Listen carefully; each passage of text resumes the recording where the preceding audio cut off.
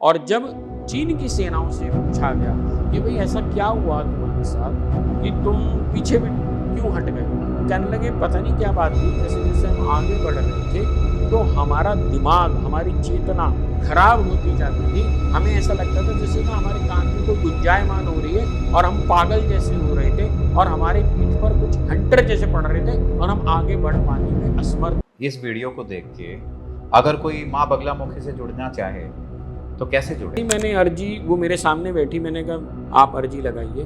अर्जी लगा करके उन्हें बांधना शुरू करा और मेरे सामने उनका पूर्व जन्म, ये जन्म और अगला जन्म तीनों खुल गए।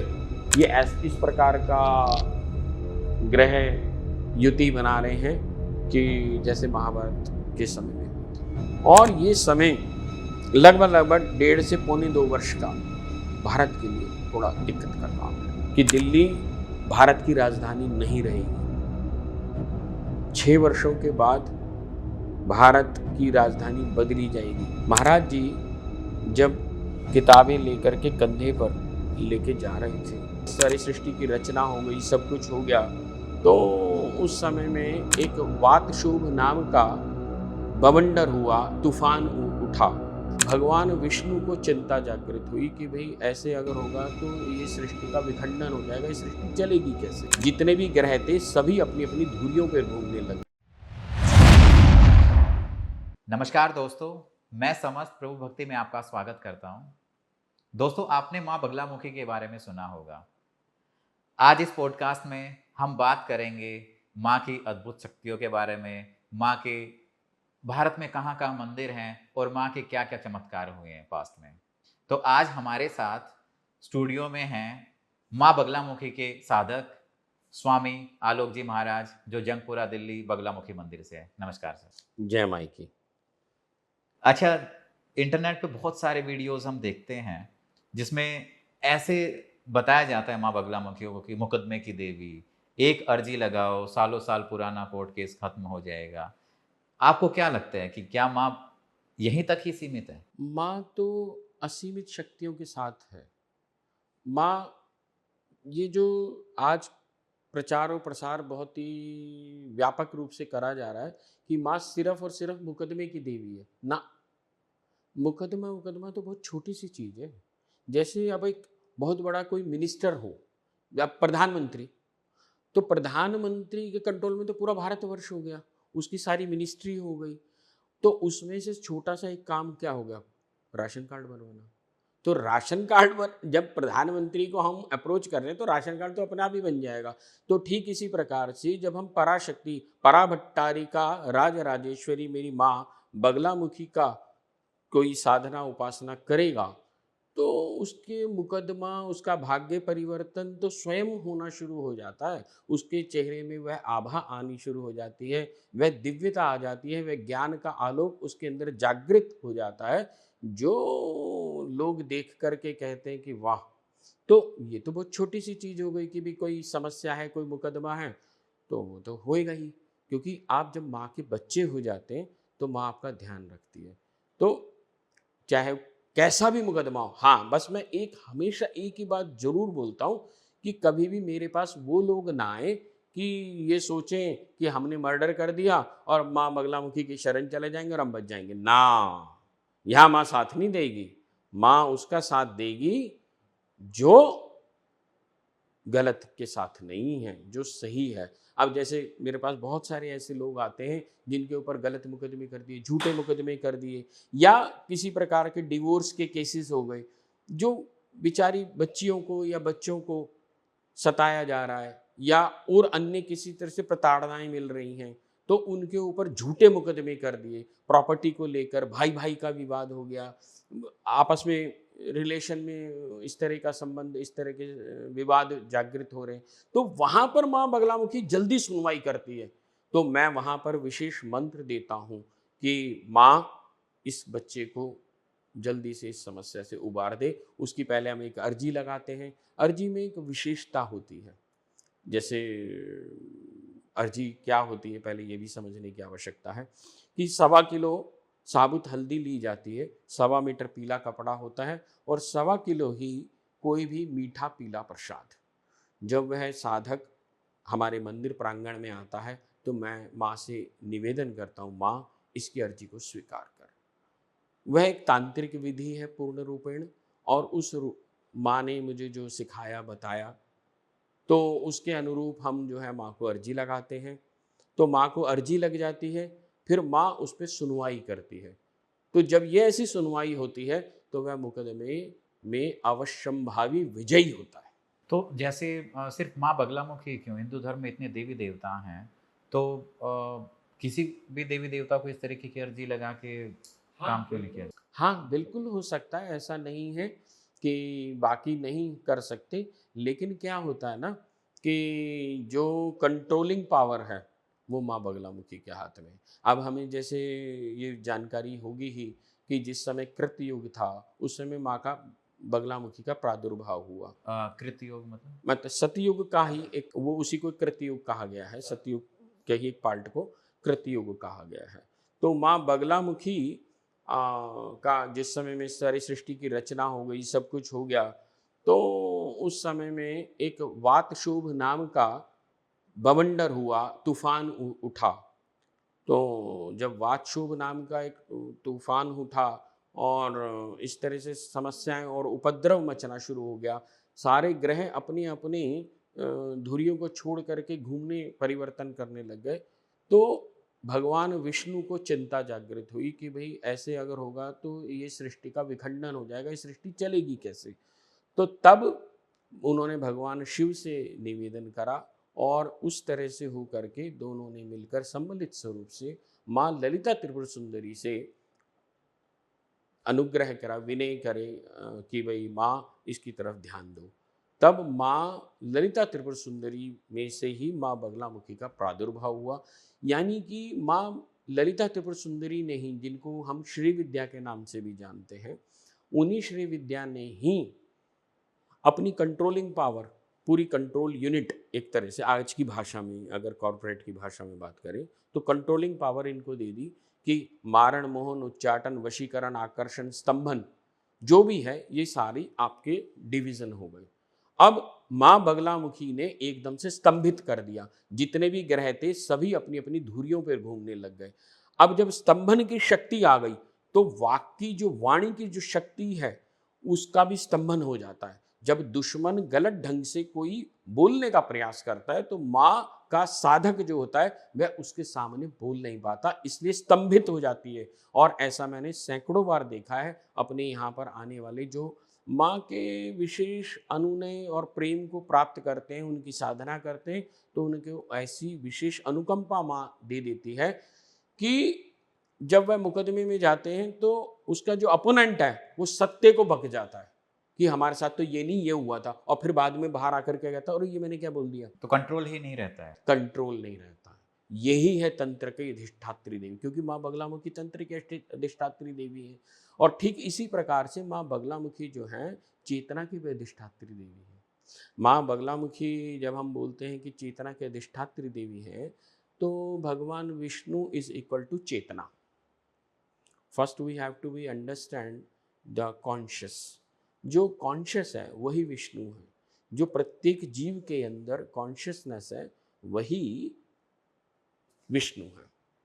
और उस कॉन्शियसनेस को ड्राइव करने वाली, उस शक्ति को चलाने वाली, यानी उस चेतना को चलाने वाली शक्ति कोई अगर है, उस पर कंट्रोल पावर रखती है, क्योंकि इनके एक हाथ में अंकुश है और एक हाथ में जिह्वा है। जिह्वा यानी मन, मन को एकदम से लगाम लगा देती है।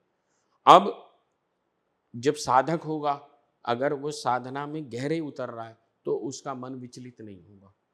जब मन विचलित नहीं होगा तो साधना अच्छी कर पाएगा, तो साधना अच्छी कर पाएगा तो उसका प्रभाव भी उसको रिजल्टेंट में अच्छा मिलेगा। अब बच्चा अच्छा पढ़ेगा तो उसका रिजल्ट तो अच्छा आएगा ही।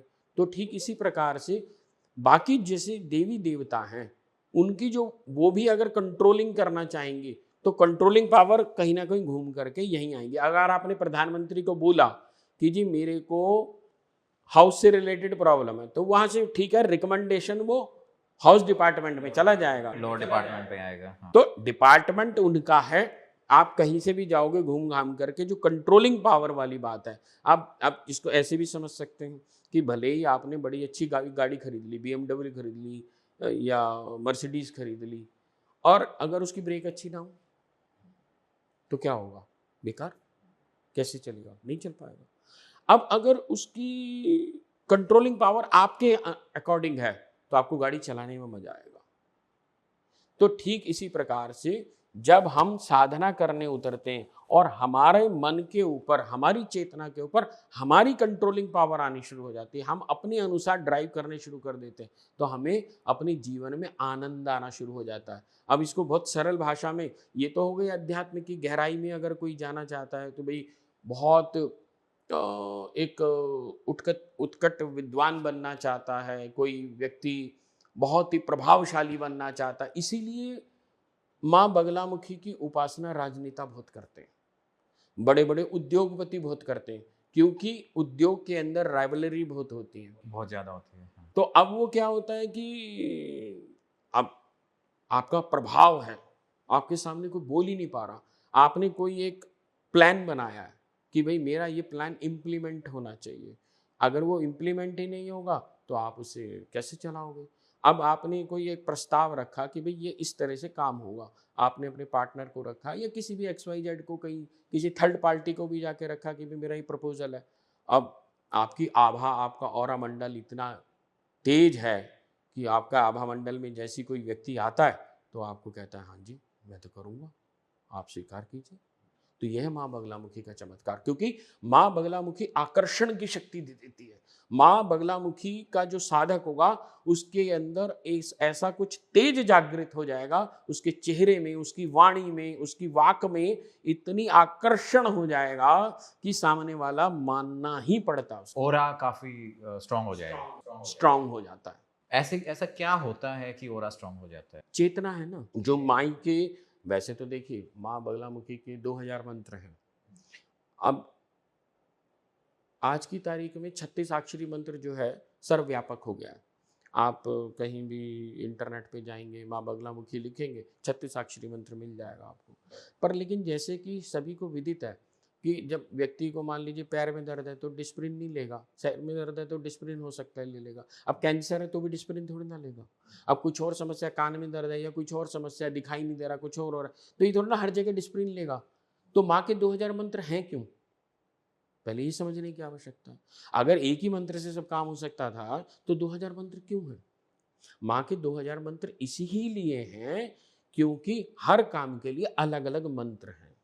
अब आज का जो अंधानुकरण हो गया है वो कहीं से कोई भी एक एक मंत्र, जो सो कॉल्ड पंडित जी टाइप के लोग हैं ना, वो उन लोगों ने एक एक दो दो मंत्र पढ़ लिए, रट लिए और वो दिए जा रहे हैं। कभी भी ज्योतिष आचार्य, पंडित जी ये बगलामुखी के साधक नहीं हो सकते हैं। ऐसा क्यों? ऐसा भी है, रीजन है। जैसे आप सर्जन हैं तो आप हार्ट के सर्जन हैं फॉर एग्जांपल, तो आप हार्ट की सर्जरी करोगे ना, भले अब कोई फिजिशियन है, फिजिशियन सर्जन कैसे हो सकता है? फिजिशियन अपनी प्रोफेशन में बहुत अच्छा हो सकता है, उसमें कोई दो राय नहीं है, वो आप मेडिसिन दो, आप सब कुछ करो, पर लेकिन वो सर्जन नहीं हो। लेकिन जैसे जो पंडित जी हैं और ज्योतिषाचार्य जी हैं, ये तो अपनी फील्ड में हाँ, वो अपनी फील्ड में है। नहीं, ये लेकिन स्पिरिचुअलिटी में भी तो हैं, ये आध्यात्म में भी हैं। ये अध्यात्म और रिलीजियस दोनों में फर्क है, स्पिरिचुअलिटी और रिलीजियस में फर्क है। They are religious not the spiritual. माँ बगलामुखी आपको स्पिरिचुअल बनाती है, आपकी चेतना की जागृति देती है। स्पिरिचुअल वो होता है जो अंधविश्वासी नहीं होता, रिलीजियस हमेशा अंधविश्वासी होगा। वो सिर्फ ये कहेगा कि यहाँ पे 2 फूल चढ़ा दो, यहाँ ये चढ़ा दो, वहाँ आपका काम हो जाएगा। और हम सीधी एक बात बोलते हैं, माँ की साधना करो, माँ तुम्हारा अपने आप ध्यान रखेगी। जब भी कोई व्यक्ति मेरे पास कोई समस्या लेकर आता है, कितनी बार ऐसी माँ, मैं भी व्यथित हो जाता हूँ, बच्चों की देखता हूँ समस्याएं इस तरह की होती हैं, तो मैं माँ की तरफ देखता हूँ, माँ मुझे देखती है कि माँ तू देख, कुछ तो करना पड़ेगा इस बच्ची के लिए। तो वहाँ फिर वो माँ रास्ता निकालती है, पर कैसे निकालती है? वहाँ पहले बच्चे को सरेंडर करना पड़ेगा, उसे समर्पण का भाव जागृत करना पड़ेगा अपने अंदर में कि माँ के प्रति वो समर्पित हो। जब तक माँ के प्रति समर्पित नहीं होगा तब तक उसका काम नहीं बनेगा। ऐसा नहीं है, ये कोई दुकान नहीं है जहां आपने 50 रुपए दिए और सामने से 1 किलो चीनी मिल जाएगी। ये नहीं है कि 2 फूल चढ़ाएंगे तो ये काम हो जाएगा, ऐसा नहीं है। जब तक आपका भाव ही नहीं है, आपको भाव बनाना पड़ेगा, आपका भाव होना चाहिए। अब ये थोड़ा ना कि मेरी ये प्रॉब्लम है इसलिए ये मैं यहाँ पर आया हूँ। मैं बहुत बार हर एक बंदे को ये खड़ा करता हूँ। अभी रिसेंटली इसी संडे की बात है, कोई लेडी आई, उसने बोला कि महाराज जी मैंने बोला आप बस प्रति रविवार 11 बार आते रहिए तो माँ आपकी सुनेगी। मैंने कहा आना पड़ेगा। मैंने कहा आना पड़ेगा क्या का मतलब होता है? पड़ेगा क्या का मतलब होता है? तुम्हारी समस्या है तो तुम्हें आना ही पड़ेगा। अगर तुम दवाई नहीं खा सकते तो तुम्हारा रोग कैसे ठीक हो? मैंने खड़ी हो निकल यहाँ से चल। मैं कहा हमें कुछ नहीं चाहिए, तुम यहाँ से निकलो। अगर तुम माँ के प्रति श्रद्धावान नहीं हो, तुम माँ को माँ नहीं समझ सकते हो, गेट आउट। तुम फिर मेरे लिए बेकार हो, क्योंकि मैं माँ के प्रति समर्पित हूं, तुम्हारे लिए समर्पित नहीं हूं। अच्छा गुरुजी, एक सवाल ये है, इस वीडियो को देख के अगर कोई माँ बगलामुखी से जुड़ना चाहे तो कैसे जुड़े? सर्वप्रथम देखिए, माँ अपने बच्चे से हमेशा जुड़ी रहती है। बच्चा हो सकता है माँ से ना जुड़े, लेकिन माँ हमेशा जुड़ी रहती है। हम अपनी उस बगलामुखी वाली शक्ति को जानते ही नहीं, हम अपनी चेतना को नहीं जानते। मैं स्पिरिचुअल और वर्ल्ड वाइड मतलब सांसारिक दृष्टिकोण से, दोनों से आपसे बात करता हूँ। जब एक कोई साधक साधना में गहरे जाना चाहता है, वो ये चाहता है कि मैं अध्यात्म के पथ पर बहुत गहरे जाऊं, मुझे आनंद आए इस मार्ग में, तो दुर्गा सप्तशती मुझे याद आती है कि वहां एक राजा है, राजा सूरत। राजा सूरत क्या कहते हैं? राजा सूरत के ऊपर जब हमला होता है और उनको वो राज्य से निष्कासित कर दिया जाता है, निष्कासित करके वो जंगल में चले जाते हैं और वहां पर उनको समाधि नाम के वैश्य की से भेंट होती है। अब यहां समझने वाली बात है कि सूरत कौन? सूरत वह व्यक्ति है जिसने अपनी इंद्रियों को वश में कर लिया। अब वह अध्यात्म के पथ पर आगे चलना चाहता है। जब वह सूरत हो जाता है, यानी कि अपनी इंद्रियों को अपने वश में कर लेता है, तब इस अध्यात्म रूपी व्यापार में वह आगे चल सकता है। तब समाधि की प्राप्ति होगी। समाधि यानी फोकस्ड, तब उसको प्राप्ति होगी। और जब ये दोनों चीज मिल जाती है तब सुमेधा जैसे गुरु की प्राप्ति होती है। यह हो गई अध्यात्म की चर्चा। अध्यात्म के पॉइंट ऑफ व्यू से जब व्यक्ति गहरे में जाना चाहता है तब उसको ऐसे प्राप्ति होती है, और ये माँ बगलामुखी कराती है। और यही यदि व्यक्ति कोई राजनेता बनना चाहता है, राजनीति में जाना चाहता है, कोई व्यापारी बनना चाहता है, इंडस्ट्रियलिस्ट बनना चाहता है, तो कुछ भी ऐसा करना पाता है, तो सबसे पहले आपको क्या चाहिए? विवेक शक्ति, चेतना। आप डिसीजन लेने की पावर आपके पास होनी चाहिए। अब जैसे सपोज करो एक व्यक्ति है, उसने ये सोचा कि मैं 10 करोड़ रुपए इन्वेस्ट कर दूं अपनी शेयर मार्केट में। अब उसने अपनी सोच से, कभी भी कोई भी व्यक्ति जब इन्वेस्ट करता है, कभी क्या सोचा है किसी ने कि भाई मैं 10 करोड़ रुपए लगाऊंगा और मेरे 8 करोड़ रह जाएंगे? कभी भी नहीं सोचता। हर कोई ये सोचता है 10 लगाऊंगा 12 बनेंगे। पर लेकिन अगर उसका विवेक उसके अकॉर्डिंग नहीं है, उसकी चेतना ही जागृत नहीं है अभी, तो वो 10 लगा करके 8 पर आ जाता है। तब वो रोता, अरे ये मैंने क्या किया, ये तो मैं मर गया, मेरे तो 2 करोड़ रुपए का नुकसान हो गया। लेकिन यदि वो बगलामुखी का उपासक है तो वह क्या होगा? अगर लगा रहा होगा, उसकी अपने आप ही चेतना जागृत हो जाएगी। एन मोमेंट पे मां बगलामुखी हाथ पकड़ लेगी, बेटा नहीं, रुक जा।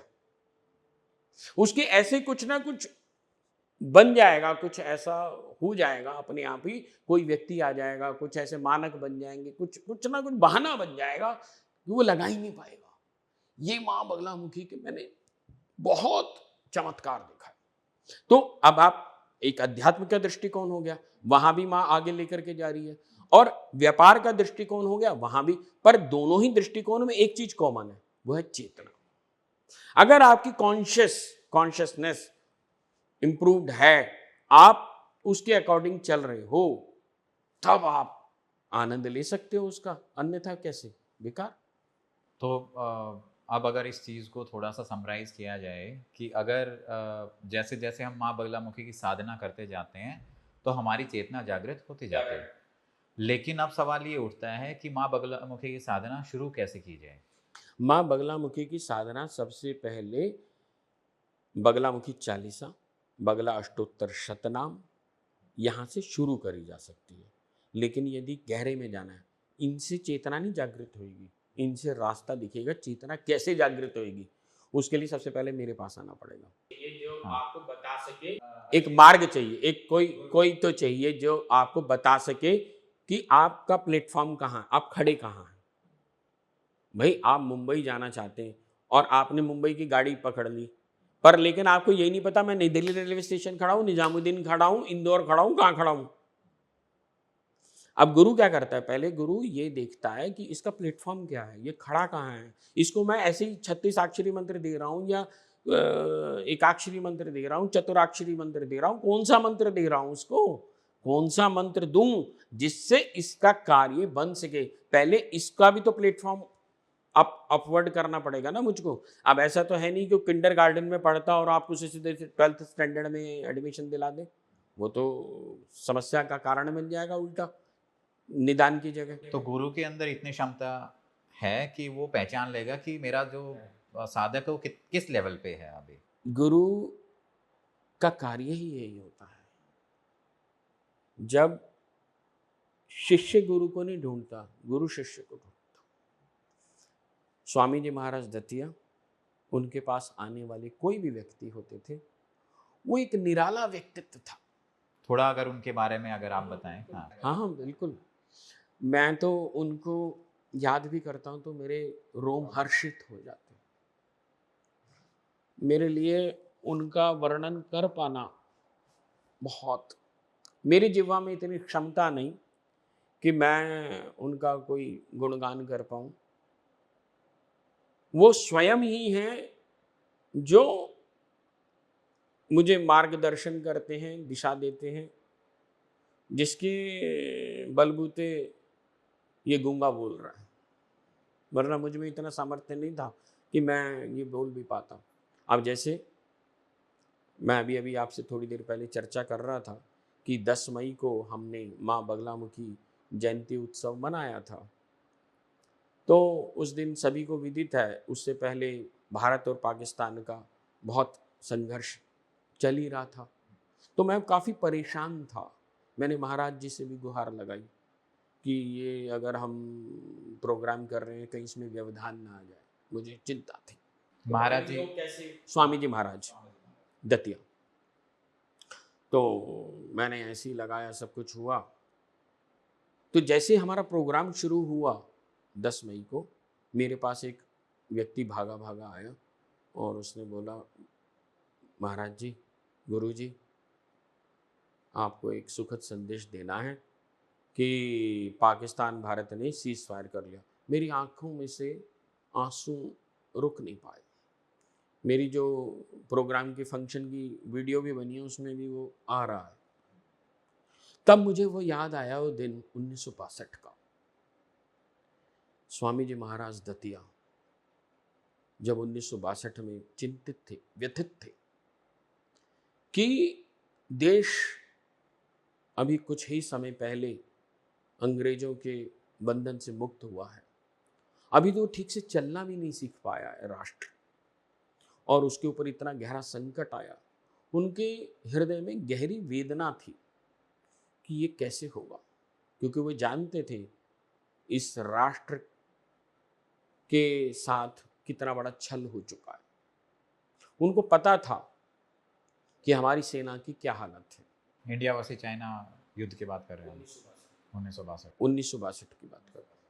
अब क्या हुआ कि 1962 में जब चीन ने हमला कर दिया और हमारी सेनाएं हारने लग गई, जवाहरलाल नेहरू ने बड़े उससे एयर इंडिया से कह भी दिया कि हमारी सेना बड़ी वीरता के साथ पीछे हट रही है, बड़ी वीरता से पीछे हट रही है। तो महाराज जी ने बड़ी चिंता थी उनको, और राष्ट्र जो है पुनः संकट में है। तब उन्होंने उस समय में एक माँ का अनुष्ठान करवाया था। पूरे राष्ट्र से, पूरे देश से उन्होंने लगभग 100 ब्राह्मणों को बुलाया था। उसमें एक कंडीशन रखी थी कि जो भी ब्राह्मण आएंगे वह दुर्गा सप्तशती का डेली पाठ करते होने चाहिए। ये उनकी कंडीशन थी बस। तो उनका बाकी तो हो जाएगा। खैर, अब ये सारा दायित्व जो दिया गया वो वैद्यनाथ के शर्मा जी जो हैं उनको दिया गया। तो उन्होंने पूछा, शर्मा जी आपने ये सारा देखना है, कैसे कैसे करना, और सबको बुलाओ फटाफट। तो वो अपने हिसाब से, जब भी उस समय में जो भी सूचना तंत्र थे उसके हिसाब से बुलाया गया। इतना सोशल मीडिया तो उस टाइम एक्टिव नहीं था, लेकिन अपने तरीके से नहीं था, तो वो जनरल अपने तरीके से उन्होंने जैसे भी करा तो उन्होंने बुलाया। खैर, उस समय 100 लोग तो नहीं, 100 ब्राह्मण तो नहीं आ पाए, लेकिन लगभग 80-85 के करीब ब्राह्मण आए। अलग अलग, दिल्ली से भी कोई गए, पटियाला से गए, अलग अलग राज्यों से, अलग अलग जगहों से, सब जगह से गए। तो जब वहाँ पहुँचे तो महाराज जी ने वहाँ पर अनुष्ठान कराया। माँ बगलामुखी का अनुष्ठान हुआ। माँ बगलामुखी के मंत्रों के साथ साथ माँ धूमावती के भी मंत्रों का संपुटित मंत्र थे। वह मंत्र तो मैं यहाँ नहीं बताऊंगा क्योंकि वह गुप्त हैं। हाँ, उनका उन्होंने अनुष्ठान कराया। दुर्गा सप्तशती का भी पाठ चलता था। रात्रि में अलग अलग ब्राह्मणों को अलग अलग तरीके से तैयार करा गया। कुछ ब्राह्मणों की ड्यूटी लगाई गई कि आप खाली जो है इतने माँ धूमावती का ही जाप करेंगे, कुछ को माँ बगलामुखी का, और कुछ को इस प्रकार से कि दुर्गा सप्तशती का लगातार आप पाठ करते रहिए। और जब इस तरह से होता रहा तो एक ऐसा कहा जाता है कि उन्होंने उस समय में ओम नारायण जी थे, ओम नारायण शास्त्री जी, और उनको भी बोला उस समय में, और भी बहुत सारे लोग थे कि भाई सभी लोग जाप कर रहे हैं। उनको बोला कि भाई रात्रि में आप, तो पता चला कि रात्रि में आवाज़ आई है कि मैं भूखी हूँ, मैं भूखी हूँ। तो महाराज जी के पास ब्राह्मण लोग भागे भागे गए कि महाराज जी आवाज़ आ रही है कि मैं भूखी हूँ। तो कहा अच्छा ठीक है। फटाफट रात्रि में ही कचौड़ियाँ मंगाई गई और कचौड़ियों का भोग माँ धूमावती को लगाया गया। और उन्होंने ये कहा कि अब इन्होंने, भूखी ने भोजन ले लिया है, अब मेरी सेनाएं जीत जाएंगी। और वही हुआ। इधर पूर्ण आहुति हो रही थी, उधर से चीन की सेनाएं विड्रॉल कर गई। और 1962 में हम हारते हुए भी जीत गए और वो जीतते हुए भी हार गए। और जब चीन की सेनाओं से पूछा गया कि भाई ऐसा क्या हुआ तुम्हारे साथ कि तुम पीछे भी क्यों हट गए, तो कहने लगे पता नहीं क्या बात थी, जैसे जैसे हम आगे बढ़ रहे थे तो हमारा दिमाग, हमारी चेतना खराब होती जाती थी। हमें ऐसा लगता था जैसे ना हमारे कान में कोई गुंजायमान हो रही है और हम पागल जैसे हो रहे थे, और हमारी पीठ पर कुछ हंटर जैसे पड़ रहे थे और हम आगे बढ़ पाने में असमर्थ हो रहे थे। ये चाइना के जो सोल्जर्स हैं, ये जो सोल्जर्स थे ये उनका बिल्कुल रिटर्न में है। तो ये जब वो वापस हुए तब महाराज जी का जो प्रभावशाली व्यक्तित्व था उसका जो एक पूरे राष्ट्र को पता चला कि स्वामी जी महाराज दतिया की वजह से आज राष्ट्र जो है इतने बड़े संकट से मुक्त हो पाया। ठीक जैसे मैंने अभी बताया कि हमारे साथ भी वैसे ही हुआ, उसी दिन सीज फायर हुआ। लेकिन अब इसमें सवाल ये उठता है कि माँ है, देवी माँ है या भगवान है, वो तो सिर्फ मार्गदर्शन करते हैं। इसमें हमारे सोल्जर्स का भी तो कुछ इनपुट रहा होगा, उनकी भी तो कुछ लड़ने की पावर रही होगी कि माँ ने उनको। बिल्कुल रही होगी, आप सही कह रहे हैं। लेकिन अगर आप उस समय के मिलिट्री गैजेट को उठाएंगे तो हमारे 10 मिलिट्री के आदमियों के पास एक राइफल थी। हमारे मिलिट्री के लोगों के पास जूते तक नहीं थे, नॉर्मल शूज थे, और वो वहां पर बर्फ में लड़ रहे थे। तो उनके पैर सुन्न होते जा रहे थे, हमारी सेनाएं अक्षम हो रही थी लड़ने में। और तभी तो मैं बोल रहा हूं महाराज जी को बहुत ज्यादा चिंता हो गई थी। महाराज जी ने एकदम से रात्रि में ही सब वो करा था। उससे जैसे ही एकदम से ये हुआ था कि भाई चीन के साथ युद्ध होने जा रहा, उन्होंने कहा अनुष्ठान कराना पड़ेगा युद्ध, वरना बहुत बड़ा संकट गहरा मैं देख रहा हूँ। और उन्होंने इस प्रकार से बंधन लगा दिया था चारों तरफ में कि उनकी सेना ही नहीं आ पाई। और वैसे भी ये तो खैर एक बहाना होता है कि ब्राह्मणों को बुलाया और ये पाठ कराए, असलियत में तो मेरे स्वामी जी महाराज वो स्वयं शिव स्वरूप है। उन्होंने ही अपनी चेतना के अंश में से अपने अध्यात्म के बल में से, अपनी शक्ति में से वह शक्ति दी, जिसकी वजह से आज भारत जो है जिस स्थिति में आज हम देख पा रहे हैं, वरना तो हमारा बहुत बड़ा भाग चीन ले गया होता, बहुत बड़ी समस्या बन जाती। शायद हो सकता है भारत कहीं गुलाम दोबारा ना हो जाता चीन के हाथों। उस समय में हमारी मिलिट्री के पास तो पूरे हथियार ही नहीं थे। अच्छा, स्वामी जी महाराज का माँ बगलामुखी के साथ कनेक्शन कैसे बना, क्या हुआ ऐसा? देखिए, माँ बगलामुखी के से पहले जब जिस समय में स्वामी जी महाराज ने अपना विद्या अध्ययन किया, और विद्या अध्ययन करने के उपरांत ये निकल पड़े, एक बार 3 दोस्त थे, तो तीनों ही दोस्त जो थे गंगा पार कर रहे थे। बताते हैं ऐसा उस समय में कि शायद कोई कुंभ का मेला या कोई मेला वगैरह टाइप से लगा हुआ था, और ये उसमें जा रहे थे। तब ये बहुत ही छोटी उम्र थी इनकी। ये मैं बात बता रहा हूँ आपको 1928 के आसपास।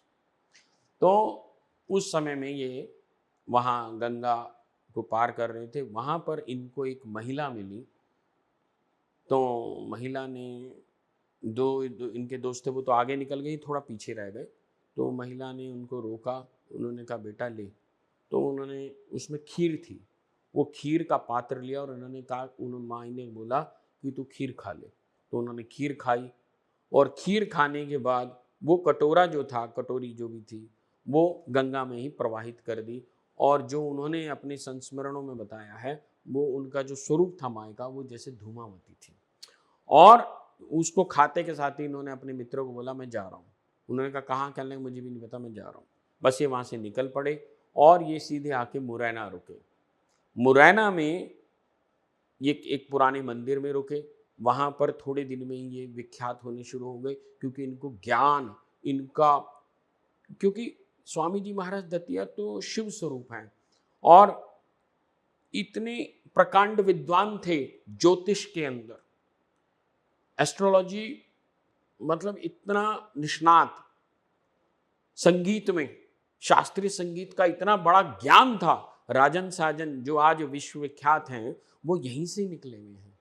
डागर बंधु वो दतिया से निकले, महाराज जी के हाथ से, इन्होंने ही सिखाया। ऐसे ही गामा पहलवान, तब तो खैर गामा पहलवान जो थे स्वामी जी महाराज के टाइम पे थे बाद में, लेकिन उसी मिट्टी में, क्योंकि महाराज जी को पहलवानी का बड़ा शौक था, और संस्कृत के तो, व्याकरण के तो प्रकांड विद्वान थे।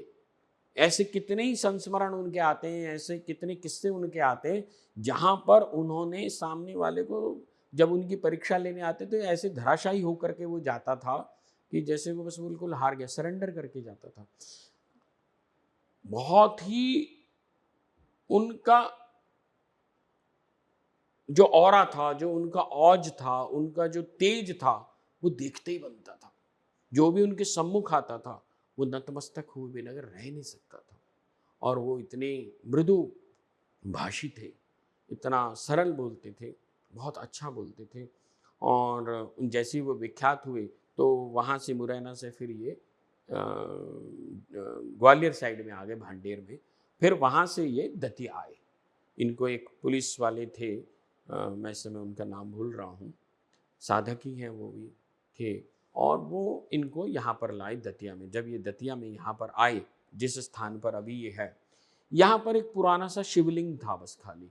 तो जिस समय इन्होंने देखा, और उन्होंने सब कुछ देखने के बाद कहा कि भाई अच्छा चलो महाराज जी वापस चलते। उन्होंने कहा भाई जहाँ मुझे आना था मैं आ गया, तू जा। अब ये वहाँ रुके। बताते हैं ऐसा कि इनको वहाँ अश्वत्थामा भी मिले थे। अश्वत्थामा ने कहा कि अब आप आ गए, अब मैं जा रहा हूँ, अभी तक ये मेरे संरक्षण में था, अब आप इसकी देखभाल करें, आप इसको करें। जिस स्थान पर दतिया में माँ बगलामुखी की प्रतिमा स्थापित है, जहाँ उनका विग्रह स्थापित है, वह रूम 9x9 का छोटा सा एक रूम है। उसके ऊपर छप्पर भी नहीं थी, कुछ भी नहीं था, वो छोटा सा था। एक खिड़की जहाँ जिस झरोके से माई के दर्शन आज होते हैं, ये छोटा सा था। इसी में आकर के महाराज जी ऐसे ही रुके। फिर धीरे धीरे धीरे धीरे फिर इसमें विस्तार होना शुरू हुआ। 1935 में आकर के माँ विग्रह स्वरूप में आई, उसका भी एक किस्सा है। उसका एक किस्सा ये है कि एक कोई साधक थे, महाराज जी के पास जब आते थे तो महाराज जी माई के बारे में बताते थे कि माँ ऐसा स्वरूप है, उनके एक हाथ में जिह्वा है, एक हाथ में अंकुश है, वो इतनी सुंदर दिखती हैं, ऐसी हैं, भोली हैं, सब कुछ है। तो वो साधक जो था आर्टिस्ट था और उसके हृदय में वह छवि अंकित होनी शुरू हो गई महाराज जी के कहने से। तो उन्होंने क्या करा कि अपनी वो आकृति उकेर दी कागज के ऊपर। तो जब वो महाराज जी के पास लेकर आया कि देखिए ये, तो महाराज जी ने बोला कि देखो अब तुम ले तो आए हो, चलो, लेकिन ये तो नहीं, अब माई की विग्रह का ही समय आ गया है, माँ का विग्रह ही बनेगा और वही ही लगेगा। तो फिर एक मूर्तिकार को बुलाया गया। वो मूर्तिकार आए, उन्होंने वहाँ मूर्ति बनानी शुरू करी। जैसी वो मूर्ति बनाते थे वो खंडित हो जाती थी, मूर्ति बनाते थे खंडित हो जाती थी। वह बड़ा परेशान हुआ। वह आया महाराज जी के श्री चरणों में, उसने निवेदन करा कि महाराज जी, मैं जैसे जैसे मूर्ति बनाता हूँ मूर्ति खंडित हो जाती है। तो महाराज जी ने कहा, बेटा एक काम करो, जब तक तुम मूर्ति बनाओगे तब तक तुम व्रत रखोगे, तुम एक समय का ही आहार करोगे। तो ये बात सुनकर के उसने कहा ठीक है। तो अपने घर जा कर के उसने अपनी पत्नी को, बच्चों को बोला कि भाई मैं ऐसे इस प्रकार से मूर्ति बना रहा हूँ, ये सब चीज़ें हैं, और तब तक मैं, कल से मेरा खाना मत देना, मैं शाम को या। तो उन्होंने कहा ऐसे कैसे हो सकता है, तुम मूर्ति बनाओगे और हम खाना खा लेंगे? हम नहीं खाएंगे। उनके घर में चूल्हा एक ही समय जला और माँ ने इतनी कृपा करी, उसकी छेनी हथौड़े में इतनी ताकत आ गई। ये सब महाराज जी के तो प्रताप है। महाराज जी ने उसकी चेतना में वो जागृति दे दी और उसकी छेनी हथौड़ी ने ऐसा काम करा, जो आज हम विग्रह देखते हैं वो उसी के द्वारा बनाया हुआ है। 1935 में वह स्थापना हुई माई की, और माई की स्थापना होने के बाद, जैसे मैंने अभी बताया कि 1962 में जो था इंडिया चाइना का वार भी हुआ, तो तब माँ धूमावती का आह्वान महाराज जी ने करा था। तो लेकिन माँ धूमावती को स्थान नहीं दिया था। अब स्थान इनको 1978 में माँ बार बार बोलती थी कि मुझे स्थान चाहिए, स्थान चाहिए, तूने मुझे आह्वान करा है तो अब यहाँ पर। तब उन्होंने 1978 में माँ का विग्रह यानी धूमावती माई का भी विग्रह स्थापित करा। और जिस जगह विग्रह स्थापित करा, वह जब महाराज जी यहाँ पर आए थे तो वह जगह पे शमशान था। उस जगह पे शमशान था जहाँ पर आज माई की प्रतिमा है, जहाँ पर माई का विग्रह है, जो विग्रह गर्भगृह है, उस गर्भगृह के साथ में जहाँ पर बिल्कुल उसके राइट हैंड साइड में ही म्यूजियम जो है महाराज जी का, उस जगह पे जोहड़ होता था, बड़ा, बहुत बड़ा। तो यहाँ अक्सर जो लोग थे कहीं डूब कर मर जाते थे, कोई समस्या बन जाती, तो फिर उनको भी भरा गया। महाराज जी ने वहाँ भी अपनी, महाराज जी ने बहुत परिश्रम करा। उनके अथक प्रयास और तप के बल के उपरांत ही माँ यहाँ साक्षात विराजित है। आज आप दतिया जाएंगे, उसमें बहुत सामान्य सी बात बता रहा हूँ मैं, जैसे ही आपके मन में कितनी भी संताप हो, कितनी परेशानी हो, कुछ भी, जैसे आप मंदिर प्रांगण में उतरेंगे, आएंगे, आपका मन शांत हो जाएगा। क्यों होता है ऐसा? मतलब अचानक से जितनी भी जो परेशानी है, जब भी हम मंदिर जाते हैं, ऐसे मंदिर जो काफ़ी वर्षों पुराने मंदिर हैं, तो मन एकदम शांत हो जाता है। उसका एक बहुत बड़ा रीज़न है, क्योंकि वहाँ माँ साक्षात विराजती है। दूसरा, वहाँ अपनी सारी शक्तियों के साथ विराजित है। वहाँ उनकी आकर्षण की शक्ति है। माँ बगलामुखी दतिया पीठ की एक खास एक बात है कि आप एक बार दर्शन करने जाओगे तो बार बार जाते रहोगे। जैसे कन्हैया, बांके बिहारी, मैं बांके बिहारी को देखता और आंख में से आंसू निकलने शुरू हो जाते, क्योंकि मैंने जैसे अभी बोला, कृष्ण स्वयं जो विष्णु हैं वो स्वयं चेतना है, और उन चेतना की अधिष्ठात्री देवी कौन है? बगलामुखी। इसीलिए विष्णु का एक नाम क्या है? पीताम्बर, और पीताम्बर की शक्ति क्या है? पीताम्बरा। इसीलिए उनका नाम पीताम्बरा है, क्योंकि वो पीताम्बर की शक्ति है। तो दोनों में ही समानता है बहुत ज्यादा। विष्णु की ही शक्ति है, और विष्णु यानी चेतना। और जैसे जैसे बच्चा, साधक, कोई भी इनका उपासक माँ बगलामुखी की उपासना करेगा, उसकी चेतना गहरी होती चली जाएगी। उसकी चेतना में अपने आप ही ज्ञान का आलोक जागृत होना शुरू हो जाएगा। वह स्फुट अपने आप इस प्रकार से उसके अंदर अंतःकरण में, निज में ज्ञान, भक्ति, जिस दिशा में वह जाना चाहता है, चाहे वह अध्यात्म की दृष्टि से हो, चाहे वो संसार की दृष्टि से हो, वह अपने चरमोत्कर्ष पे पहुंचेगा ही पहुंचेगा, यानी अपनी पीक पे पहुंचेगा। तो इसके कुछ नियम वगैरह भी होते हैं? अगर देखिए, माँ से प्रेम करने के वैसे तो कोई नियम नहीं है।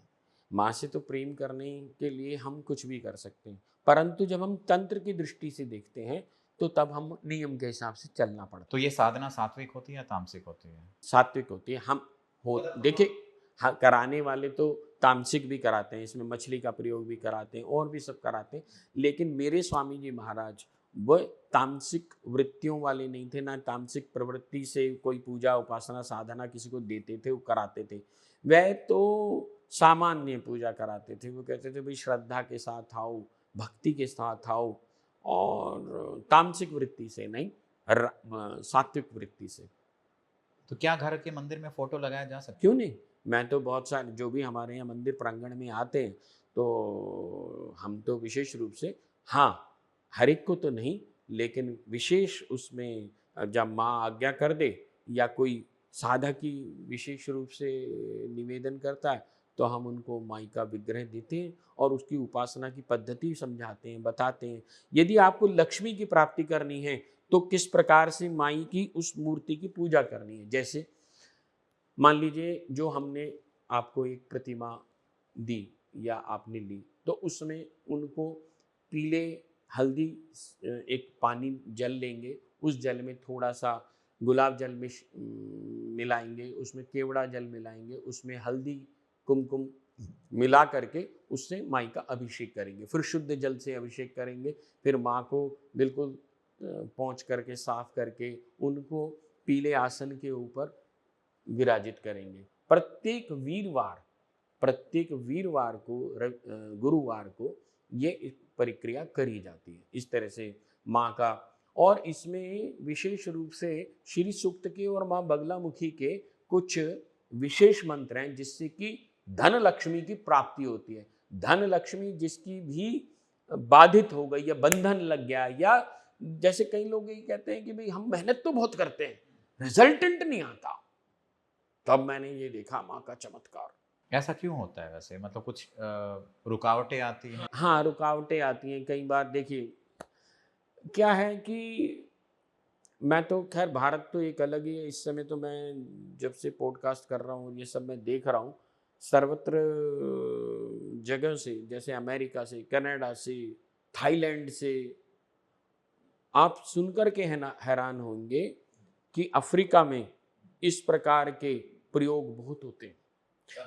तंत्र, हाँ, जिससे कोई भी, अभी अफ्रीका के खान के उनकी बहुत बड़ी एक माइंस वगैरह थे, माइंस हैं, तो उसमें कुछ समस्या बन गई। क्या कि उसी के पार्टनर ने उसके ऊपर कोई अविचार कर्म कर दिया और उसका जो था समस्या बन गई, वो सारा पैसा डूब गया। और वो चाह रहा था कि ये माइंस मैं ले लूँ सरकार से, जब टेंडर रीटेंडर होगा, और ये ना, तो वो तो किसी तरह से मेरे पास आया, तो मैंने उन्हें बताया, माई की उपासना साधना उन्होंने करी तो उन्हें फ़ायदा मिला। तब उन्होंने बहुत थैंक्स करा। ठीक इसी प्रकार कनाडा, अमेरिका, मैं हैरान हूँ, कनाडा में आप सुन कर के हैरान होंगे कितने कितने लोग आज परेशान हैं अभिचार कर्म से। क्यों? क्योंकि लोग क्या है ना, जब कोई व्यक्ति तरक्की करता है तो उसकी तरक्की से इतने खुश नहीं होते जितना उसकी टांग खींच के खुश होते हैं। लोग जलना स्टार्ट कर देते, जेलसी। और एक चीज और मैंने महसूस करी, कोई अड़ोसी पड़ोसी नहीं होता, आपके ही परिवार के ही खास लोग विशेष रूप से वो टांग खींचने में बड़े माहिर होते हैं। वो इस विद्या में पारंगत हैं, बाकी किसी में हो या ना हो, परंतु इस विद्या में बड़े पारंगत हैं। हाँ भाई, मैं तो बढ़ा नहीं बढ़ा, पर इसकी जरूर टांग खींच। तो ये इंडिया में तो खैर होता था, लेकिन बाहर भी होता है। मैंने आप वही से बोला ना, मैं तभी तो हैरान हुआ जब मेरे पास फोन आया, अभी थाईलैंड से स्पेशली इसी प्रोग्राम में, जब अपनी जयंती का प्रोग्राम, वो विशेष सिर्फ थाईलैंड से इसी के वजह से आई वो, कि हमारे ऊपर ऐसे ऐसे कोई समस्या बन गई है, गुरुजी कृपया हमें निकाले। फिर मैंने उनके लिए विशेष यज्ञ अनुष्ठान करवाया, और उन्होंने वहाँ पहुँचते के साथ, अब बात चल रही है तो मैं बताता हूँ। अब वो जिस समय यज्ञ अनुष्ठान में थी, तो आप दूसरे दिन उनको पूरे शरीर पर दाने निकल आए। क्यों? वो अविचार कर्म कटा जैसे के साथ ही उनको एकदम से मैंने फिर बताया, फिर उन्होंने धीरे धीरे धीरे जाप करवाया और चीजें, फिर उनको स्नान और चीज। जब अब कल ही वो वहां पर पहुंची हैं, उन्होंने बताया है कि मेरे को उसमें कुछ राहत आ गई है, समस्याएं कम हो रही हैं।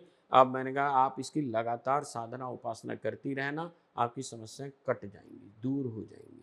तो इस प्रकार से अभी तक तो मैं ये सोचता था कि शायद भारत में ही ये समस्या है, लेकिन ये भारत की समस्या नहीं है, ये बाहर की भी समस्या हो गई है। गोरे भी इस तरह के काम कर रहे हैं, ऐसा नहीं हिंदुस्तानी है, बाहर के लोग भी काम कर रहे हैं, क्योंकि जेलस फैक्टर बढ़ता जा रहा है लोगों के अंदर। और जैसे जैसे लोगों को भी पता चल रहा है ना, इस कर्म से किसी का बंधन लगाया जा सकता है, तो वो और उसमें निपुण होना चाहते हैं कि कैसे इसको रोक करके हम आगे बढ़ जाएं। पर उनको ये नहीं पता कि माँ बगलामुखी विराजित है भारत के अंदर।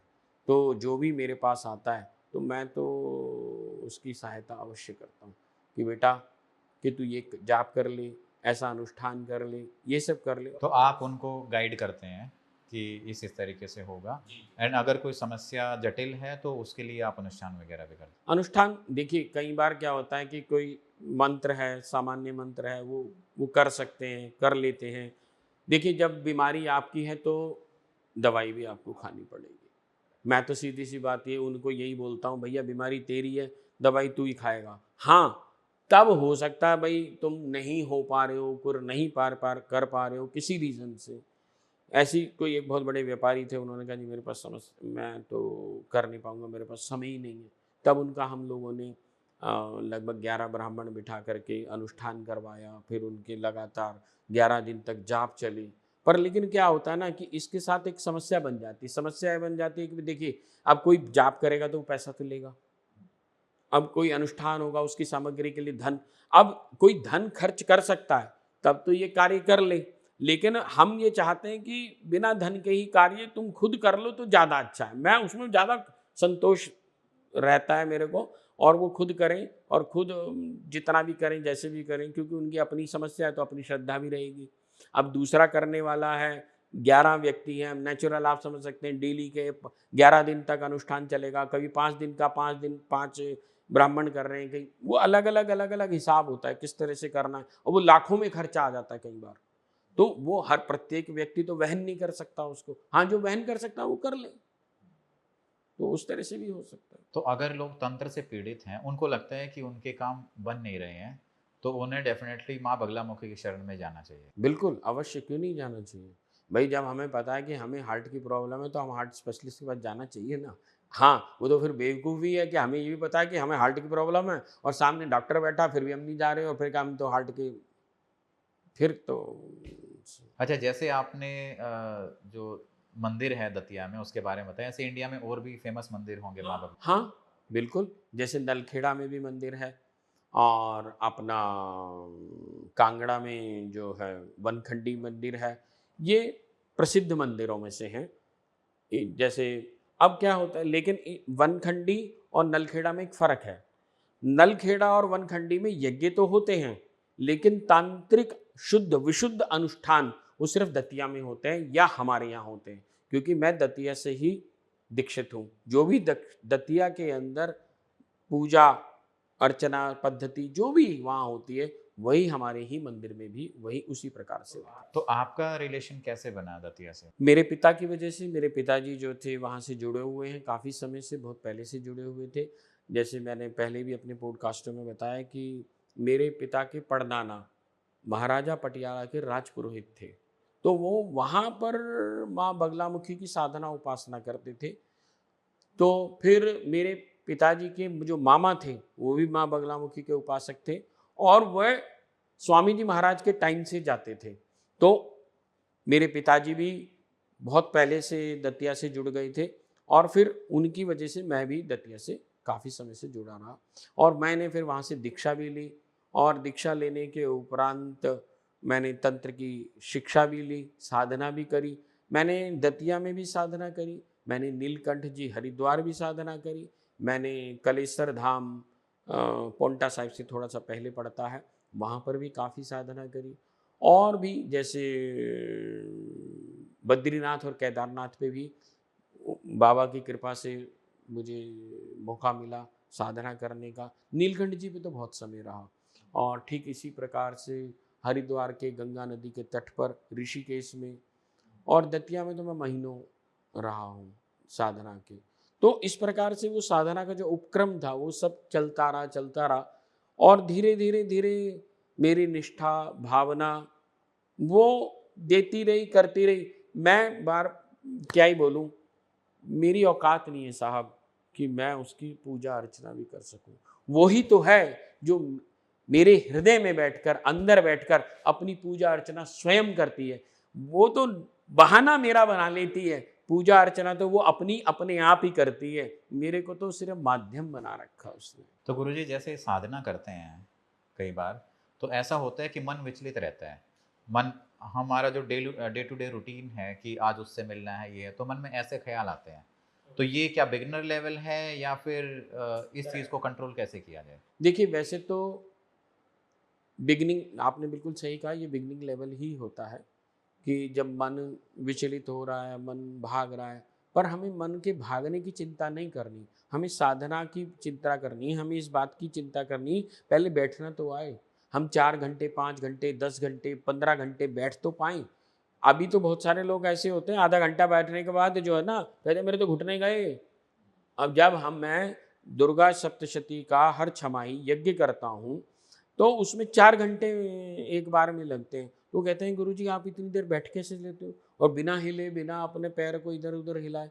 मैंने कहा बेटा आदत बन गई है, साधना का वो है और माई की मर्जी है, माई की इच्छा होती है तब वो करा लेती है, नहीं तो मेरी तो क्षमता नहीं है कि मैं शायद इतनी देर, क्योंकि हमें अभ्यास हुआ। मेरे ग्रैंडफादर जो मेरे बाबा जी हैं, हमें 70 साल से मेरे परिवार में दुर्गा सप्तशती का पाठ, दुर्गा सप्तशती का यज्ञ हर छमाही पिछली 70-75 वर्षों से होता आ रहा है। जब मेरे पिताजी मुश्किल से 4-5 वर्ष के रहे होंगे तब से वो बताते थे कि मतलब जब मैंने होश संभाला तब से हमारे घर में हर छमाही पर दुर्गा सप्तशती का पाठ और दुर्गा सप्तशती का यज्ञ हर नौमी वाले दिन होता है।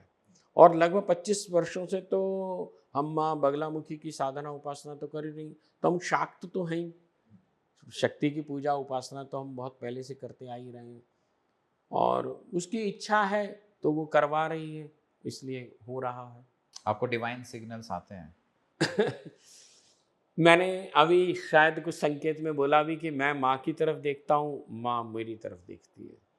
तो जब वो माँ मेरी तरफ देखती है, जब मैं गद्दी पर बैठता हूँ विशेष रूप से संडे वाले दिन, तो कभी कभी तो बहुत चमत्कार होते हैं। अभी आपने बात छेड़ी तो चलो, अभी कोई आई थी अर्जी लगवाने हमारी शादी का, वो अपनी मदर को लेके आई थी, उनको कैंसर हो गया था।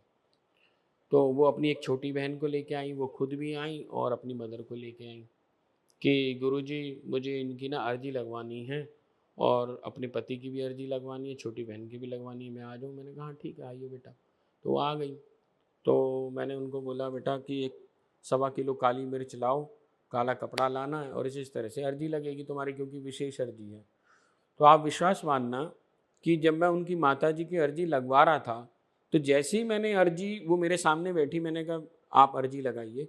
अर्जी लगा करके उन्हें बांधना शुरू करा और मेरे सामने उनका पूर्व जन्म, ये जन्म और अगला जन्म तीनों खुल गए। और उन्होंने, अब वो समस्या से क्या पीड़ित हैं कि उनकी बहू ने ही उनके ऊपर बहुत कुछ मारण प्रयोग करे, जिसकी वजह से उनको ब्रेस्ट कैंसर हो गया अभी। तो अब उन्होंने कहा कि भाई वो उससे परेशान है, तो वो कहने लगी इसी चक्कर में मैं उससे अर्जी लगाना चाहती हूँ कि ये बहुत परेशान कर रही। तो मैंने तब उनको बताया, मैंने कहा जी ऐसा है, पिछले जन्म में आप तांत्रिक थी और आपने ऐसे ऐसे उस बच्ची को बहुत परेशान किया है और आपने अगला जन्म भी खराब कर लिया है, आपका अगला जन्म भी आ गया है। इसलिए कृपया उसको या तो क्षमादान कर दो, अगर आप उससे ये चाहती हैं कि मैं बदला लूंगी तो अगला जन्म तैयार रखना कि वो पुनः पुत्री बन करके आएगी अब की बार और आपको बिल्कुल प्रताड़ित करेगी, बहुत परेशानी बन जाएगी। आप उसको क्षमा करना सीख जाओ, क्षमा कर दो तो आपके यहीं पे सारे विड्रॉल हो जाएंगे। आपके साथ जो हुआ जैसा हुआ भूल भाल जाओ, आपके साथ क्या हुआ, कितना गलत हुआ, अच्छा हुआ, सब भूल जाओ। तो वो उनकी आंखों में आंसू थे। क्यों आंसू थे? अब ये बात बड़ी रहे। जैसी मैंने उन्हें ये बात बोली कि आप तांत्रिक थी, कहने लगी यही अभी 3 दिन पहले मुझे स्वप्न में दिखाई दिया। और उनकी बेटी वो मेरा मुंह देख रही, गुरुजी आपको कैसे पता चला? मैंने बेटा मुझे क्या पता, जो दिखाया मैंने बता दिया, मेरे सामने जो पिक्चर चलती है मैं बता देता हूँ। अब इसमें मेरा क्या है? मेरा तो कुछ नहीं, जो पिक्चर चलेगी वो बता दूंगा, भाई ये हीरो है, ये हीरोइन है, ये ऐसा हो रहा है, वैसा हो रहा है, मेरा उसमें कुछ नहीं है। वो दिखाने वाली वो है, पिक्चर तुम्हारी है, मैं कुछ नहीं जानता। तो अगर आपने देखा होगा कि अभी जो एनवायरनमेंट चल रहा है, ऐसा बोलते हैं कि जो 2025 का जो साल है इट्स नॉट गुड, मतलब अलग अलग टाइप की प्रॉब्लम्स आ रही हैं। अभी आज ही मैं न्यूज़ में पढ़ रहा था कि कोरोना फिर से एक्टिव हो गया है, बहुत सारे केसेस आने स्टार्ट हो गए हैं। अभी 10 दिन पहले इंडिया पाकिस्तान का इशू हो गया था। तो क्या लगता है आगे कैसा रहेगा ये 2025-26 अच्छा नहीं जाएगा। ये मैंने आज से 2.5 साल 3 साल पहले भी बोला था। मेरे पिताजी जिस समय जीवित थे उन्होंने भी बोला था। मैंने अभी किसी अपने एक पॉडकास्ट में भी बोला, पुनः उसको रिपीट करता हूँ कि 2025 भारत के लिए अच्छा नहीं है, 26 भी अच्छा नहीं है। 26 विशेष रूप से ये जो 25 तारीख अभी कमिंग 25 30 तारीख 25-30 तारीख के आसपास से समय जो है अच्छा नहीं है। ये इस प्रकार का ग्रह युति बना रहे हैं कि जैसे महाभारत के समय में हुई थी। और ये समय लगभग 1.5 से पौने 2 वर्ष का भारत के लिए थोड़ा दिक्कत का काम है। हाँ, लेकिन ऐसा नहीं है कि इससे भारत को परेशान, ठीक है समस्याएं आती हैं तो सबको मिलजुल करके इकट्ठे होना पड़ता है, लड़ना भी पड़ता है, परंतु उसके बाद भारत का उत्थान अवश्यंभावी है। ये भी मैं आपके माध्यम से बता देना चाहता हूँ कि दिल्ली भारत की राजधानी नहीं रहेगी। 6 वर्षों के बाद भारत की राजधानी बदली जाएगी, भारत की राजधानी दिल्ली नहीं रहेगी। जो मैंने स्पष्ट रूप से देखा है वह आपसे बता रहा हूं, मैं आपको स्पष्ट रूप से बता रहा हूं। अब जो मैं बोलने जा रहा हूं कि हमारे जो राजनेता लोग हैं अगर वो इस बात पर विश्वास करते हैं तो मैं उनसे भी निवेदन करूंगा आपके माध्यम से कि इस बात पर, और हमारी सेना से भी, कि हमारे जो विशेष भाखड़ा नांगल बांध है और जो अपना चमोली का डैम है इसको सुरक्षा अधिक होनी चाहिए। क्योंकि मैंने स्पष्ट रूप से देखा है कि जो हमारा डीएनडी फ्लाईवे है, इसके डीएनडी फ्लाईवे डूब गया है और 10 फुट पानी इसके ऊपर बह रहा है और नोएडा डिस्कनेक्ट हो गया है और ऊपर से इस प्रकार से आग गिर रही है। आग गिरने का मतलब आप समझ लीजिए मिसाइल्स की हमला। अब वो कहाँ है, कितनी दूर है, कैसे है, पूरे राष्ट्र के अंदर एक बाहरी आक्रमण के साथ साथ आंतरिक युद्ध भी होगा। बाहरी युद्ध तो हम संभाल लेंगे, आंतरिक युद्ध की चिंतन हमें करना चाहिए, चिंता करनी चाहिए, क्योंकि हमारे लिए जो चिंता का विषय है वो आंतरिक युद्ध है, गृह युद्ध है। आपने जिस तरीके से अपने जो ड्रीम्स है उसको इंटरप्रेट किया, मतलब आपको दिखाई दिया, ओके। तो लेकिन क्यों हो सकता है? जैसे आपने बोला कि पानी भी रहेगा, मिसाइल अटैक भी होंगे, तो ऐसा कैसे, मतलब कुछ अटैक होगा या बांध टूटेंगे? तोड़वाए जा सकते हैं इंटरनली एक्सटर्नली कोई मिसाइल से। अब ये मैं स्पष्ट रूप से नहीं मैं बता सकता आपको एग्जैक्टली कि भी कौन सा हो सकता है, लेकिन मैंने जो देखा है, ये मेरा अनुमान है कि क्योंकि इतना पानी आना एकदम से कि भाई आपका डीएनडी फ्लाईवे ही डूब जाए। तो ये तो आप समझ सकते हैं ना कि भाई इतना पानी कैसे आएगा। इतना पानी तो तभी आ सकता है कोई डैम को डैमेज किया जा सके या कुछ ऐसा कुछ हो सके। और उस समय में बहुत सारे ग्रह एक ही लाइन में होंगे, और ये जो समय काल गणना है जो मैं समझ पा रहा हूं, वो अब से लेकर विशेष रूप से दीपावली तक, मैं पुनः बोलूंगा दीपावली तक बहुत ज्यादा भयावह हो सकता है। मतलब अगले 6 से 7 महीने। बल्कि दिसंबर तक भी। हाँ, लेकिन 2026 का जो उत्तरार्ध होगा, यानी कि लास्ट होगा, यानी आफ्टर दीपावली, या मतलब समवेयर अराउंड आप कह सकते हैं 2027 कम, मतलब जनवरी फरवरी, वहां से भारत जो है विश्व विजय की तरफ चलना शुरू हो जाएगा। भारत जो है विश्व गुरु बनेगा, अवश्यंभावी बनेगा। संस्कृत की तरफ रुझान पुनः जागृत होगा। साइंस की भाषा संस्कृत बनेगी और वैज्ञानिकों का दृष्टिकोण भी बदलेगा। सनातन का प्रचार होगा। सनातन का प्रचार होगा। अब जैसे मैं बहुत छोटा सा एक एग्जांपल देता हूं आपको। अभी रिसेंटली अभी क्या है कि हम तंत्र को इस रूप से समझते हैं कि तंत्र, जैसे अभी हमने बोला कि चेतना के अधिष्ठात्री मां बगलामुखी है, पर चेतना क्या है? एनर्जी के स्वरूप में है। अगर मैं पूरे तंत्र को एक सूत्र में बांधना चाहूं तो आइंस्टीन का एक formula E = mc², energy = mass and speed of light. जब तक 3 डायमेंशनल नहीं होगा तब तक आप कोई भी ग्राफ नहीं बना सकते।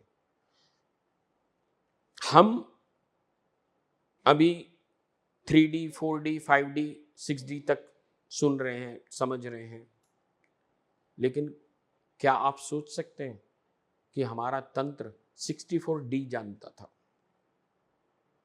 64 भैरव की कल्पना, 64 भैरवियों की कल्पना और 64 योगिनियों की कल्पना यही है, 64D आयाम। तो अगर थोड़ा सा सिंपल, क्योंकि बहुत सारे लोगों को तो 1D भी नहीं पता है ना, 2D 3D, अब 3D अब थोड़ा सा लोगों को समझ में आने लग गया है। 3D भाई, जब तक आप, जैसे आप सामने से देख रहे हैं तो ये बिल्कुल फ्रंट, जैसे पुरानी पे फोटो खींचते हैं तो ये 1D हो गया, आप 2 डायमेंशनल हो गया, 3 डायमेंशनल हो गया, 4, इस तरह से। तो हमारे यहाँ 64D। अभी साइंस, मैं अपनी तरफ से नहीं बोल रहा हूँ, आप साइंस का जो न्यूज़पेपर आता है उसको पढ़ेंगे, आप देखेंगे, आप गूगल कर लेंगे 64D, तो ये रिसर्च उन्होंने सत्य मान लिया है, 64D आयाम हैं। अभी हम प्रकाश को ट्रैवल के रूप में जानते हैं, जो मतलब सूरज पर अभी रोशनी जागृत हुई है तो वो 8 मिनट पहले हुई है, जो 8 मिनट बाद हमें मिलती है। तो ठीक ऐसे ही तारों से, जो हम तारे आज देख रहे हैं, वो तारे आज से कम से कम 1 लाख साल पहले जगे हैं, तब वो उसकी लाइट इतनी दूर है वो, और वो उनकी लाइट जो है फ्रीज हो जाती है। जब तक हम वहां तक पहुंचेंगे हो सकता है वो तारा वहां हो ही ना, पर हमें लाइट दिख रही है, वो उतने टाइम बाद, यानी 8, अब इसको ऐसे सरल भाषा में समझने के लिए कि जब सूरज 8 मिनट, जैसे अभी ये लाइट जग रही है, तो आप इसको बंद करेंगे तो हम इसको 8 मिनट बाद फील कर पाएंगे कि बंद हुई है। तो ठीक ऐसे ही वहां से, इस प्रकार से ही ये जो, जैसे हमारी 64 योगिनियां हैं, 64 भैरव हैं, वो 64D का ही वजह से हैं। अब इसके ऊपर तंत्र की विशेष, हम जब किसी और पॉडकास्ट में बात करेंगे बहुत गहरे में, तब इसके बारे में बात करेंगे कि ये 64 योगिनियां क्या हैं, 64 भैरव क्या हैं, 64 भैरवियां क्या हैं। जैसे अभी बहुत छोटी सी बात करता हूं, अ शिव है, आ अनुत्तर है, आ का विस्तार आ है, ए का विस्तार आ है, आ क्या है? आनंद है। और आ का जो आनंद है वो ई, और ई जो होता है, ई काली होता है। आ शिव है तो ई काली है, और ए आ ई उ ए आई, ए जो है वह गुरु है। आ प्लस ई = ए बनता है। तो अब आ शिव है, ई काली है, तो इसका जो ज्ञान देने वाला है वह ए है, यानी गुरु है, वही त्रिकोण है। जब हम एक बिंदु को शोभित करते हैं, शोभ उसमें आता है, तो उसका जो एक्सपेंशन होता है वो रिंग के रूप में बनता है, वह वृत्त बनता है, एक वृत्त बनता है। और वृत्त से, वृत्त की जो डायमेंशन होती है, अब अगर हम ट्रिग्नोमेट्री में जाएंगे तो यहाँ पाई की, ये सब तंत्र है। ये स्वामी जी महाराज ने इसे डिटेल्ड बताया है। अब आप सोच करके हैरान होंगे, उस टाइम तो ऐसा कुछ था भी नहीं, बुक्स वगैरह भी इतनी इजीली अवेलेबल नहीं थी। देखिए, जब हम तंत्र की बात करते हैं तो हमारे 4 वेद हैं, जो एक अथर्व वेद है। अथर्व वेद, अर्थव एक बेसिकली जिसको टेलीपैथी बोलते हैं, वो उसको वहां पर डिनोट करा गया। जब हमने यहाँ पे सोचा, सपोज करो पुराने समय में, अब भी वैसे जनरल भी, जैसे मान लो किसी का बच्चा कोई पीजी में पढ़ रहा है, रह रहा है, मतलब कहीं दूर रह रहा है, माँ कहती है मेरे बच्चे को कुछ परेशानी हो रही है, मुझे लग रहा है मेरा बच्चा परेशान है, और वो उसको फोन करते हैं, कहते हैं हाँ भाई मैं परेशान, तो आप उससे टेलीपैथी कनेक्ट हो जाते हैं। यही तंत्र। पर ये तंत्र विस्तारित कैसे होता है? जब आप इस अपनी चेतना के स्तर को बढ़ा लेंगे तब ये संभव हो पाएगा। अब हमारा जो मन है, हमारा जो मन है वह कंट्रोल कैसे होए? ये श्वास और प्रश्वास से कंट्रोल हो सकता है। जब तक हम श्वास और प्रश्वास को ही नहीं अभी कंट्रोल करना आ पा रहा, अभी हमने ये सीखा ही नहीं कि श्वास और प्रश्वास कैसे कंट्रोल करें, तो मंत्र कैसे जपेंगे? क्योंकि मॉड्यूलेटर का काम करता है। यहाँ पर बहुत सारी चीजें हैं, बहुत गहराई है। क्या कोई ऐसी विद्या भी है कि अगर कुछ आप पढ़ो तो वो आप कभी भूलो ना? आपने बहुत अच्छी बात बोल दी, मेरे मन में भी थी, शायद पता नहीं कहीं पटल में मेरी चली गई थी, और आपके माध्यम से देखो ये टेलीपैथी हुई है। मैं सत्य बता रहा हूँ आज आपको। महाराज जी का एक मैं संस्मरण याद कर रहा था अभी। महाराज जी जब किताबें लेकर के कंधे पर लेके जा रहे थे, तो एक कुटिया थी, उस कुटिया के बाहर से जब वो जा रहे थे तो उन्होंने, किसी साधु ने देखा, तो बेटा ये क्या इतनी सारी किताबें लेके जा रहे? कह रहा महाराज जी मैं तो मतलब पुस्तकें हैं ये मेरी। अच्छा इधर आओ, इतनी की आवश्यकता नहीं, ये मंत्र है, ये पढ़ ले, याद जी कर ले। महाराज जी की स्मरण शक्ति इतनी गहरी थी, एक बार वो किसी को पढ़ लेते थे, याद कर लेते थे। आप उनके, वो स्वयं शिव थे। अब सबसे बड़ी बात क्या है, स्वामी जी महाराज का किसी को नाम ही नहीं पता। स्वामी जी महाराज का कोई नाम नहीं है। अब आप कहेंगे अब ऐसा क्यों? अब आप इसको सरल भाषा में समझने का प्रयत्न करते हैं।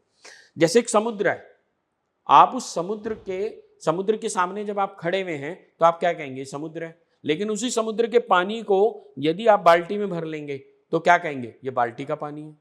समुद्र का पानी नहीं बोलेंगे आप बाल्टी का पानी बोलेंगे। जब मैं शिव पैदा हुआ तो मेरे पिता ने, माता ने मेरा एक नाम रख दिया, तो उस शिव को लिमिट कर दिया, उसका नाम हो गया आलोक। लेकिन स्वामी जी महाराज ने कभी भी अपना नाम तक नहीं किसी को बताया। क्यों? वो बंधन में नहीं बंधना चाहते थे, वो सर्वतंत्र स्वतंत्र थे। इसीलिए उन्होंने तो जो भी किताबें पढ़ाई, जो भी अध्ययन करवाए, वो उसी के नाम से, जा बेटा तू अपने नाम से छपा ले। उन्हें कहीं संसार का मोह नहीं था, उन्हें किसी प्रकार से कुछ था ही नहीं कि भी मेरा नाम होना चाहिए, मैं कहीं ट्रैवल करूं, मैं कहीं किसी को आशीर्वाद देता फिरूं या कुछ नहीं। उनका नाम नहीं किसी को पता। क्यों? और आज के जो सो कॉल्ड हैं वो 1008, 108, श्री श्री श्री 5008, पता नहीं क्या क्या नाम लिखवाते हैं अपने सामने, तो वो तो बंधन में बंधते जा रहे हैं। आप शिव कैसे रह गए? शिव तो स्वतंत्र है, अनलिमिटेड है, विस्तारित है। जैसे मैंने बताया, जब जिस समय में नाद हुआ, उस नाद की ध्वनि से, उस नाद की ध्वनि की ऊर्जा से जो शब्द की उत्पत्ति हुई, वह पहला शब्द था ओम। और उस ओम में अकार उकार मकार, शिव है, उकार और मकार पार्वती है, उमा। और यही सात्विक, राजसिक और तामसिक है। सात्विक, राजसिक और तामसिक। सात्विक अलग, शिव अलग हो गए, उमा प्रकृति हो गई, शिव की प्रकृति उमा हो गई, वही पार्वती हो गई। अकार, उकार और मकार। अब यही जब अकार, उकार, मकार, अर्धेंदु, बिंदु, नाद, नादांत, व्यापनी शक्ति, समना एवं उन्मना, उन्मना अवस्था होती है। उन्मना अवस्था शिव की अवस्था, अपनी प्रकृति है। जब हम तंत्र को समझने की प्रयास करते हैं तो वहां आता है जागृत, स्वप्न, सुषुप्ति, तूर्या। वह तूर्या अवस्था ही उन्मनी अवस्था है, जिसको परा, पश्चंती, मध्यमा और वैखरी की भी बोली जाती है। अब ये थोड़ा गहरा हो रहा है, तो ये बहुत गहरा हो रहा है। परा, पश्चंती, मध्यमा और वैखरी। वैखरी जो मैं बोल रहा हूं, जो आप सुन रहे हैं, ये बिखर रही है, ये शब्द बिखर रहा है, इसलिए इसमें अधिक शक्ति नहीं होती। परंतु जब हम टेलीपैथी करते हैं तो बोल के नहीं करते। ध्यान से समझने वाली बात है, क्यों मैंने इसे बोला। जब हम परा के स्तर पर होते हैं, पश्चंती के स्तर पर होते हैं, तो टेलीपैथी हो सकती है। लेकिन जब आप, अब इसको ऐसे समझना चाहिए कि जो भी व्यक्ति अपने अंदर में यह सोच लेता है कि डिटरमाइंड होता है कि मुझे यह करना है और बोलता नहीं है और करता चला जाता है, तो वह सक्सेसफुल हो जाता है। लेकिन जो भांड की तरह बोलता चला जाता है, वो कर नहीं पाता। क्यों? क्योंकि उसकी शक्ति फैल जाती है। बोलने से जो आपने मन में चिंतन करा कि मैं ये करूंगा, वो कर नहीं पाता। क्यों नहीं कर पाता? क्योंकि उसकी शक्ति चली जाती है। ये प्रकृति है, ये समझने की आवश्यकता है। अगर बहुत सारे लोगों का है ना, पेट में ऐसा बोलते हैं कि कोई बात पचती ही नहीं है, हाँ, तो ऐसे लोग क्या करें? वो तो फिर लाइफ में कभी सक्सेसफुल हो ही नहीं पाएंगे। जैसे उन्हें कोई अपना दिखा, वो अपनी सारी बातें उड़ेल देते हैं। तो क्या क्या किया जाए? यहाँ पे फर्क है। यहाँ क्या है, आपका हितैषी होना चाहिए। गुरु के पास आकर के तो आप बोलना ही पड़ेगा। गुरु तो आपको मार्गदर्शन करेगा। गुरु ही तो बताएगा कि बेटा तू ये गलत सोच रहा है, या अभी थोड़ा ठहर जा। जैसे मेरे पास बहुत बच्चे आते हैं कि ये ऐसे करना है, कैसे करना। मैं बोलता हूँ बेटा अभी रुक जा। अब कितने सारे बोलते हैं कि जी गुरुजी मैं मकान खरीद लूँ। कितनी बार मैं बोलता हूँ हाँ खरीद ले। कई बार बोलता हूँ अभी रुक जा, 6 महीने का अभी समय रुक जा, कि गुरुजी आपको वो छोड़, तू मुझे कैसे पता चला। माँ अभी ये चाहती है कि तू अभी थोड़े दिन कुछ रुक। फिर 1-2 बार ऐसा भी हुआ, गुरुजी आपने तो बचा लिया मुझे। मैंने क्या हुआ? कहने लगे जिस मकान को मैं देखने गया था वो तो समस्या का कारण बन जाता, अगर मैं खरीद लेता। वहाँ तो डिस्प्यूट हो गया उसकी, तो पड़ोस में वो ये दिक्कत हो गई, वो दिक्कत हो गई। तो मैंने कहा इसीलिए तो माँ ने रोका था। तो जब हम गुरु के दिखाए मार्ग पर चलते हैं, जब हम उसके प्रति समर्पित हो जाते हैं, तब बोलना तो पड़ेगा, परंतु कहाँ बोलना है ये तो हमें विवेक होना चाहिए। ऐसा थोड़ा ना लाउड स्पीकर लेकर के हम ये बोलना शुरू कर दें कि जी मैं ये फलानी फैक्ट्री डालने जा रहा हूं। तो फैक्ट्री कैसे डलेगी? नहीं डलेगी। हाँ, हमने कुछ अच्छा, और मैं तो एक बात और समझता हूं, हमारा जीवन, मेरे पिता ने, हमने एक ही बात सी कि सबसे पहले ना सेवा का भाव जागृत करना चाहिए। हमें राष्ट्र की सेवा करनी आनी चाहिए। अब राष्ट्र पहले आना चाहिए, राष्ट्र सर्वोपरि। क्यों? उसके लिए सबसे बड़ी एक बहुत बड़ा एक विषय है। जो आज पाकिस्तान है, जो आज लाहौर है, वह कभी भारत था।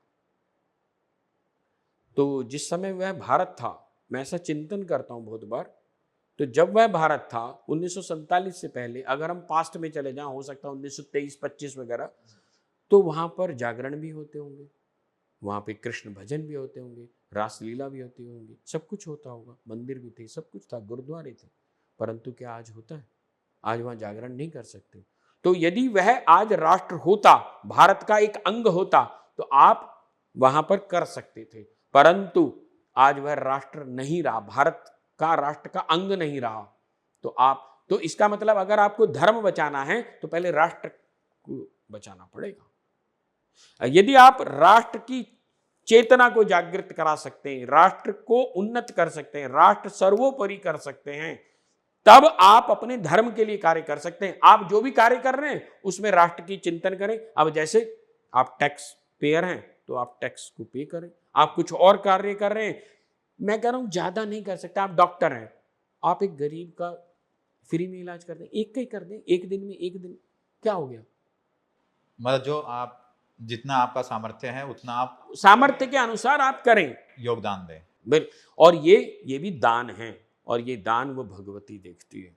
और वह जब तुम भगवती को साक्षी मान करके अपने राष्ट्र की सेवा करोगे तो मेरा विश्वास मानना आप विश्वविख्यात हो जाओगे, क्योंकि वो आपकी सेवाओं को खाली नहीं जाने देगी। हां, ये चिंता करके मत करना कि इसके विपरीत में मुझे क्या मिलेगा, क्योंकि कृष्ण ये कहते हैं कि कर्मण्येवाधिकारस्ते मा फलेषु कदाचन, कि तू कर्म कर, फल की इच्छा मत कर, कर्म कर बस। अगर तू इच्छा कर करके करेगा कि मेरी नाम का विख्यात हो जाए, मेरे को ऐसा हो जाए, मेरे को वैसा हो जाए, और मैं यही बात कितनी बार बोल चुका हूं, अपने यहाँ बच्चों को भी बोलता हूं, घर में भी बोलता हूं, कि ये बात मैंने अपने प्रधानमंत्री में देखी। आप देखिए वो कितने डिटरमाइंड है कि जैसे ही कोई अपना चिंतन करते हैं, कोई संकल्प लेते हैं, तो उसको बोलते नहीं है, वो संकल्प अपने अंदर में रखते हैं, और कितना भी अंदर उनका युद्ध द्वंद्व चल रहा हो, उनके चेहरे पे नहीं आता। तो इसका मतलब क्या है, उनकी साधना की शक्ति अधिक है। अगर उनकी साधना की शक्ति नहीं होती तो वो सफल नहीं हो पाते। और यहां पर जब मैं ये बात देखता हूं तो मैं ये देखता हूं कि शायद उनके पूर्व जन्म का उनका प्रताप है, चाहे वो इस जन्म का, तो मैं बहुत ही आश्वस्त हो जाता हूं कि उन्होंने, उनके ऊपर मां बगलामुखी की कृपा है, क्योंकि ये कंट्रोलिंग पावर हर एक को नहीं आती। ये कंट्रोलिंग पावर यदि उनमें है तो मां की वरद हस्त उनके ऊपर है, ये मैं बड़े विश्वास से कह सकता हूं। तो जिस तरीके से हम साधना करते हैं उस तरीके से जो हमारा व्यक्तित्व है वो निर्माण होना शुरू हो जाते हैं, निर्मित हो जाते हैं, तरीके का निखार आ जाता है अकॉर्डिंग टू जो जिस देवी देवता की हम साधना करते हैं। बिल्कुल बिल्कुल बिल्कुल। अब जैसे कृष्ण की आप पूजा करेंगे, आप में प्रेम जागृत होगा। राम की यदि आप साधना आराधना करेंगे, आप में मर्यादा जागृत हो जाएगी, आप मर्यादित होने शुरू हो जाएंगे, आप अपने भाई के प्रति संवेदनशील हो जाएंगे।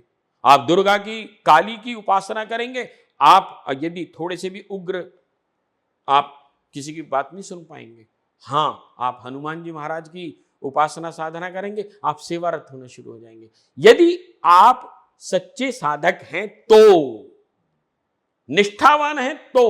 अच्छा, जो लोग भगवान भैरव की साधना करते हैं उनका व्यक्तित्व कैसा होगा? नेचुरल सी बात है, उनका जो भैरव की साधना करने वाला है, अब भैरव भी वैसे तो देखो 8 प्रकार के भैरव हैं, रूरू भैरव हैं, बटुक भैरव हैं, बटुक मतलब छोटे बच्चे के रूप स्वरूप में हैं, काल भैरव हैं। अब जो काल भैरव की उपासना साधना, तो उनकी वाणी में इस प्रकार का ओज आना शुरू हो जाएगा कि वो किसी को हावी नहीं होने दे सकते, और उनके ऊपर हावी हो भी नहीं पाएगा कोई। कैसे हो पाएगा? क्योंकि भैरव तो, अब अगर हम यहाँ क्योंकि यहाँ तक दरअसल समय सीमित होता है, सारी चीजें होती, तो हम बहुत सारी चीजें चर्चा भी नहीं कर सकते शायद वो, क्योंकि अ से लेकर क्ष पर्यंत जितने भी हमारे स्वर और व्यंजन हैं, अ शिव है, आ उसका शिव का आनंद है। अब जब हम शिव से ही आनंद की प्राप्ति होती है, जब लगातार भोग करते रहेंगे, तो आप सपोज करो आप बड़े भूखे हैं, बहुत भूखे हैं, जब आप पहली ग्राही खाएंगे तो आपको बड़ा आनंद आएगा, आप कहेंगे भाई बड़ा मजा आया, बहुत मजा आया। लेकिन जैसे जैसे लगातार खाते जा रहे हैं तो आनंद कहीं कम होता जा रहा है। क्यों कम हो रहा है? आनंद तो बढ़ना चाहिए, क्योंकि भोग है उसमें। भोग भोग भोग से आनंद नहीं बढ़ता, शिव से आनंद बढ़ता है। जब हम शिव को छोड़ देंगे, आनंद कहीं चला जाएगा। और आनंद को प्रस्तुत करने वाली जो व्याख्या है वो भैरव से है। भैरव शिव का स्वरूप है, मतलब उसको दिखाता है, दर्शाता है। जो हमारे स्वर और व्यंजन हैं, ये भैरव स्वरूप ही है। इसका कभी मैंने बोला ना, बड़ा गहरा है। अगले पॉडकास्ट में करेंगे। सो उम्मीद है दोस्तों आपको हमारा ये पॉडकास्ट अच्छा लगा होगा। अगर आपके किसी भी प्रकार के सवाल हैं तो आप हमें कमेंट्स में जरूर बताइएगा। हम कोशिश करते हैं नए पॉडकास्ट के साथ उन सवालों के आपको जवाब दें। तब तक के लिए धन्यवाद, नमस्कार। जय माता।